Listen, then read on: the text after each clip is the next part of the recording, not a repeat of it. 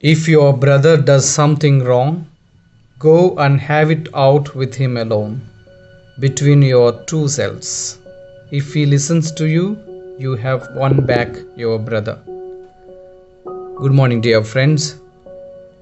Today we enter into the 23rd Sunday of the Ordinary Time. We have the first reading taken from the book of Prophet Ezekiel, chapter 33, verses from 7 to 9. Second reading taken from the letter to the Romans, chapter 13, verses from 8 to 10. And the Gospel is taken from the Gospel of Matthew, chapter 18, verses from 15 to 20. Many people today are involved in a process called Lectio Divina, trying to make the Word of God more alive by reflecting on a particular reading from the Bible and trying to see what application it might have for their individual lives. Some parishes have groups who do this for the readings at Sunday Mass. When people have reflected on the readings beforehand, they are more attentive to it when proclaimed in the bigger community gathering. My friends, it is said that the Word of God wants to speak to us every time it is proclaimed. Yet, how often we hear it said, "I got nothing from Mass today." Many go sadly after the Mass. Perhaps we take away nothing because we have not prepared ourselves to hear God speaking. My friends, there is a valuable message in what Jesus says in the Gospel today. If your brother does something wrong, go and have it out with him alone between your two selves. Jesus wants issues resolved in a way that both parties respect, preserve the dignity of each other. He goes on, if he does not listen, take one or two others along with you. The evidence of 2 or 3 witnesses is required to sustain any charge. The voice of the 2 or 3 may bring more weight and help the parties to realize that there is a better way forward. But again, there must be respect and concern.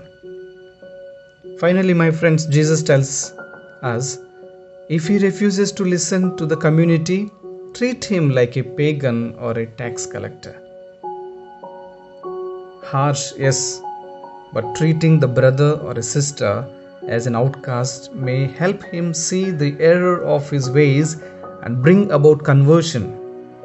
Much like the prodigal son came to his senses and sought forgiveness when he realized the wrong he had chosen. What is often called tough love with regard to people who have an addiction and their family have to let them go to the bottom before they can begin to get up and begin the road to recovery. My friends, while alone with our brokenness, God's light can shine and enable us to hear the voice of the Holy Spirit saying, "Come back to me, even in your brokenness, and I will make you whole." In treating with others, we must see them as sisters and brothers, children of God like each of us, and just like each of us, needing direction in our life's journey.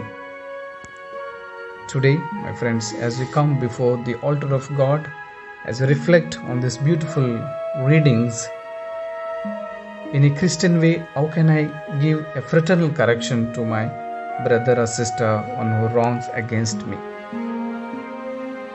Especially we pray for the church that through her ministry of the word, sacrament and service, she may build communities deeply rooted in prayer, strong in faith and active in charity. Let us pray for the world and its leaders, prompted by a sense of solidarity and collaboration, may promote what fosters the building of the human community. For us, that by word and example we may be bridges of understanding, peace and love. May God bless us and bless all of you. I know most of you are attending online masses, spiritually getting in communion with the Word of God. Some of you may be also going to the churches wherever it is opened, available to you. May God be with you. May God help us to understand each other, bring our neighbor also along with us. When we go to heaven, let us go together as a community, not as an individual, but a collective responsibility to take our neighbor also with us when we go to heaven. May God bless us. Have a blessed Sunday. In the name of the Father, and of the Son, and of the Holy Spirit.